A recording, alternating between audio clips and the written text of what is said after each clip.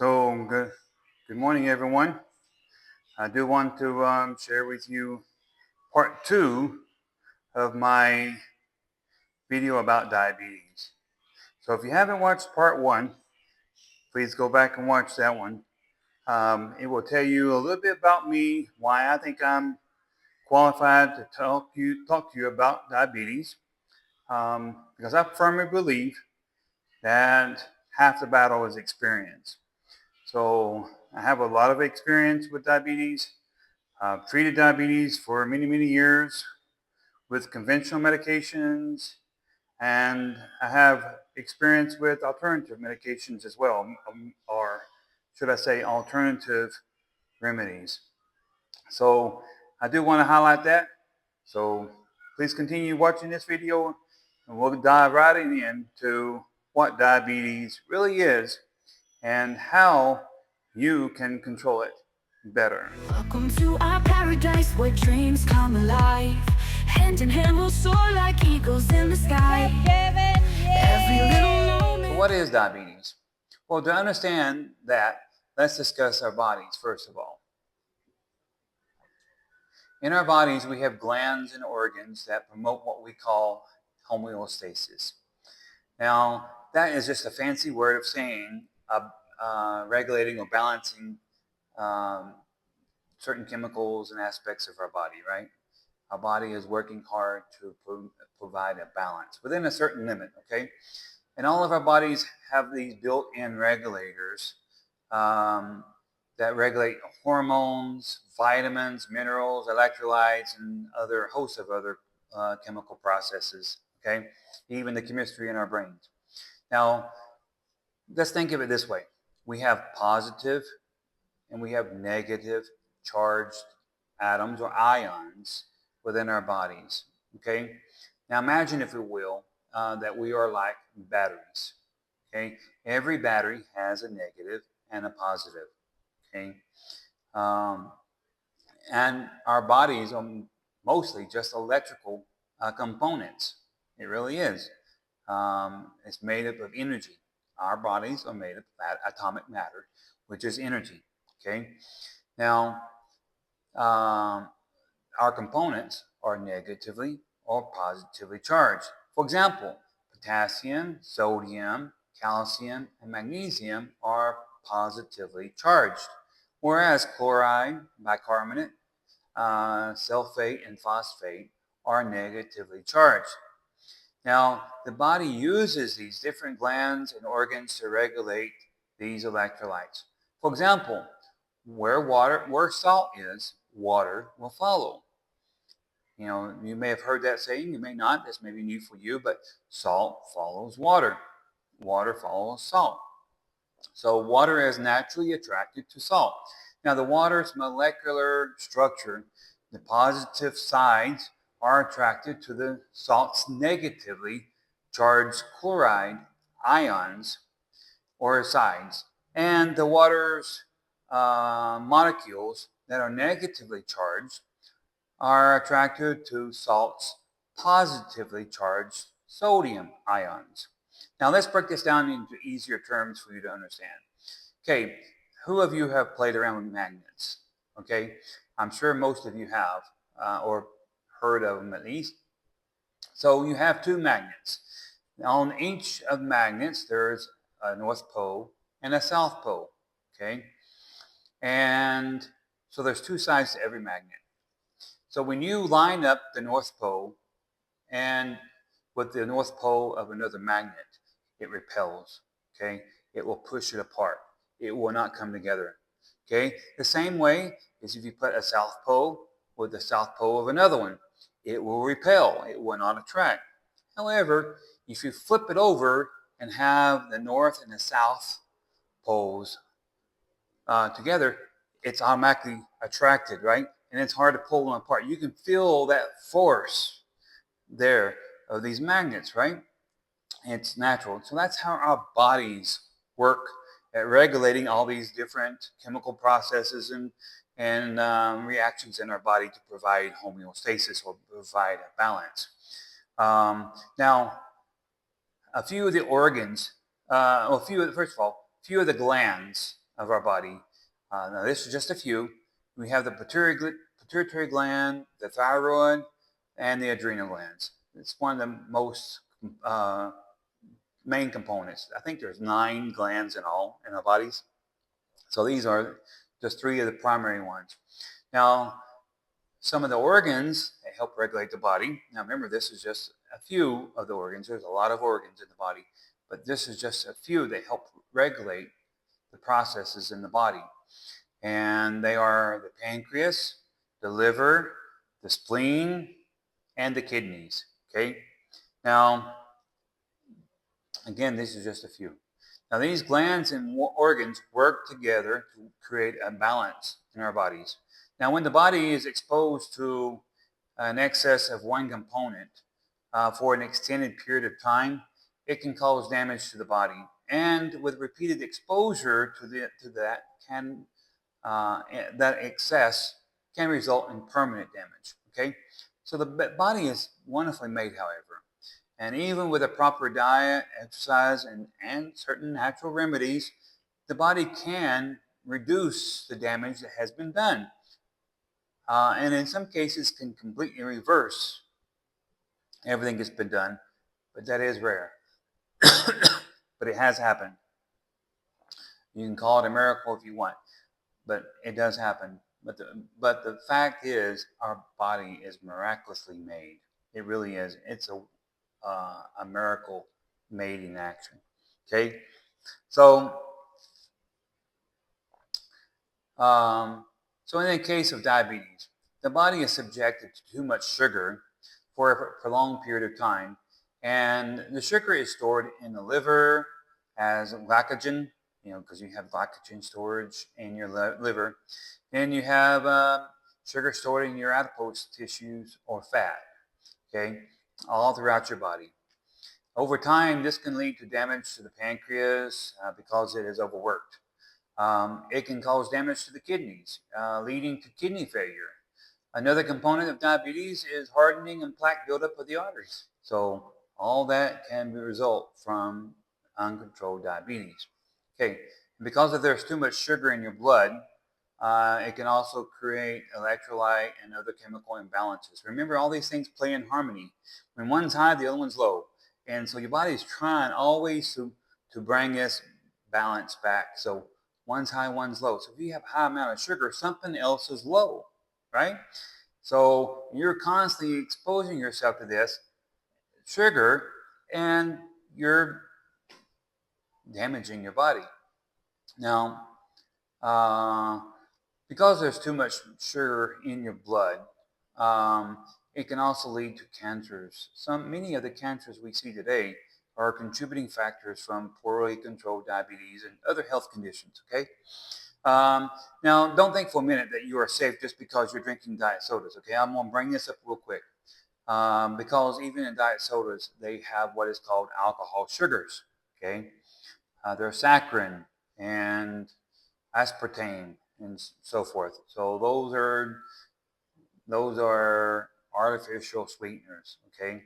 Now, sodas, first of all, will deplete your calcium in your bones. Okay, that's a study fact. You can look it up, and it will lead to osteoporosis and other chemical imbalances in your body because when the calcium's off and it's down, another level is up. Remember, and so it wants to provide a basis. So since you're sucking out the calcium, there's this imbalance, right?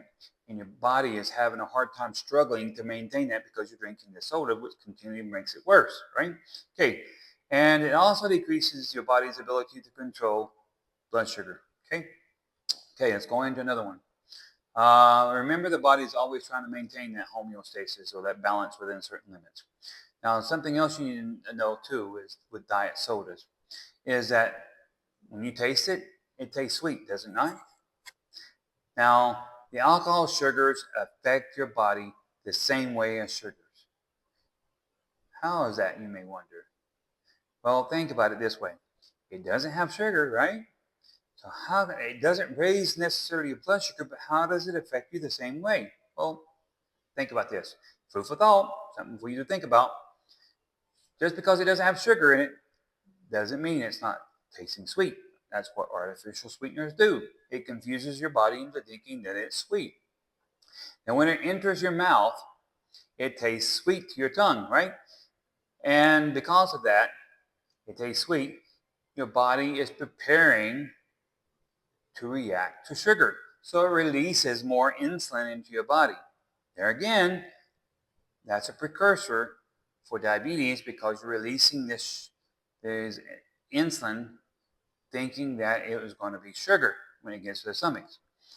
So, and it wants to break down the sugar because it tastes sweet. So it stimulates the production of insulin, or the release of insulin, I should say. Now, remember, we are talking about overworking the organs and the glands of your body because it wants to help regulate your certain imbalances, right? It always wants to work to balance things out. So it still simulates the same reaction as sugar does in your body. Now, this overstimulation also results in another contributing factor for heart disease and complications from diabetes, and that is inflammation. I'm pretty sure you've heard of that many times, inflammation. Okay, when you subject your body to the stresses that poor diet and exercises contribute, it breaks down your immune system and the body begins to attack itself. Now, you may see this across the board when you go see the doctors. They diagnose you with an autoimmune disease, right? You look it up. There's a lot of different autoimmune diseases. Arthritis is just one of them, but there's a host of others. There's grave disease and all this other kind of stuff as a result, and of these autoimmune diseases. And this is a result of consuming too much sugar. Now, of course, there are other contributing factors. Okay, we're not just saying it's sugar, but there's other contributing illnesses that can lead to this. But in my opinion, and in my years of observation with my family and my close friends, the major root cause is sugar. Now, inflammation is caused by poor diet, lack of proper exercise, and stress, and believe it or not, poor sleeping habits. Now, ever since we entered into the age of economic boom, right, during the economic boom during the 50s and 60s, and it hasn't slowed down, it's only picked up pace since then, right? More and more people are focused more on making money, right? That's the name of the game. And more people are sacrificing their comfortable lifestyle to gain more money. Now, they want to get more comfortable lifestyle. They want to get more things, nicer cars, a nicer house, thinking that this is going to be more comfortable for them in the long run, right? But what this does, it really creates more stress on their bodies, and this stress results in inflammation, right? Inflammation or swelling within your body. Now the inflammation itself, or the swelling, is the root cause of all diseases, including diabetes. Now again, inflammation is caused by stress, poor diet, and poor exercise habits. And factored into this is poor sleeping habits. Yes, poor sleeping habits doesn't allow the body to rest. And good sleeping is needed for your body to recuperate. Now, the body heals when you're sleeping, right? So having to work a rigorous schedule with the same routine over and over for years and years contributes to this imbalance. Now, when we see the early signs of these illnesses, it is a message your body is sending you to know that what you're doing is not good. It doesn't like it. It is pleading with you to make changes. What happens? We ignore it. And we're like, oh, we'll get to it. And then every New Year's Eve comes around, New Year's resolution. We make resolutions to change our diet, exercise more, and do better. And it may last a few days, a few weeks, maybe even a few months. But the thing about it is, it's sad. People who make these changes to recover, it results in various extents of well-being, but not for long term. So in order to maintain that, in order to have that productive lifestyle, the better improvements in your health, you got to maintain that new lifestyle. It can't be a fad diet. It can't just be something you do just for a few months here and there, or every New Year's resolution. This is something that has to be permanent. That is why you see across the board people who are on carnivore diets, plant-based diets, or keto diets are having a large amount of success. They lose weight, they're healthier, but it's not really the diet itself. These diets all have one thing in common. They eliminate the one key component that contributes to all this, and that is sugar. Yes, they take away the sugar, right? Now, in order for those to continue to work, it needs to be maintained. That is just one key component, though. The diet is just one. You still need exercise, you still need good sleep, you still need to reduce the amount of stress in your life, because the end result is still inflammation. Okay. Now, sugar in itself is not really bad for you. Okay, get that. I'll repeat it again. Sugar is not really bad for you. So why are we talking about sugar? Well, it's natural, unprocessed sugars through fruits and vegetables that are healthy. Yes, it is the simple sugars, not the complex carbohydrates, that are contributing to your diabetes. Whole foods are the best. So you want to watch your foods, right? You also want to cut out all your processed foods. Your fast foods are in this category. TV dinners are another one. Anything that when you look at your ingredients, right? There's high fructose corn syrup or alcohol sugars or a whole long list of ingredients. No, that means it's highly processed. Stay away from them. Honey, however, is an excellent sweetener. It's sugar, it's sweet, right? But it is an excellent sweetener. And when you use it in moderation, can provide a powerful health benefit for you. It is a natural antioxidant, okay? And it's also an anti-inflammatory. And guess what? Because of its antimicrobial properties, it improves your overall health. So your autoimmune diseases and things like that, you have better chance for your body fighting these things and these health conditions as a result of poor health, poor decisions, poor exercise by doing moderation of honey. Now, it's only one key component. Honey by itself won't do it, but in agreement with everything else you do, it can't hurt. It will help. Okay. Another one is butterfly PT. I mentioned it in one of my other videos. You can go back and see that. Moringa is another one. Both of these are excellent in helping to fight diabetes and inflammation. Now, my brother has had issues with diabetes for at least 2 decades. Okay. A few years ago, he was taking like 2 or 3 pills just to control his blood sugars, and his A1C was around 11. Okay. He always would tell me that he just could not control his sugar levels. The doctors finally put him on insulin and to help regulate his sugars.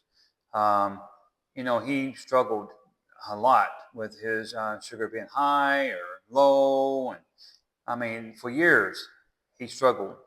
He even had a couple of strokes this past year. He told me that he started taking butterfly PT, and his A1C is now 6 something. Tremendously, a big drop. And that was just only after a few months of starting it. And then, not only that too, he's come off a lot of his blood sugar medicine. So I think he's down to only 1 medicine a day now. Amazing. Now, moringa is a green leafy shrub.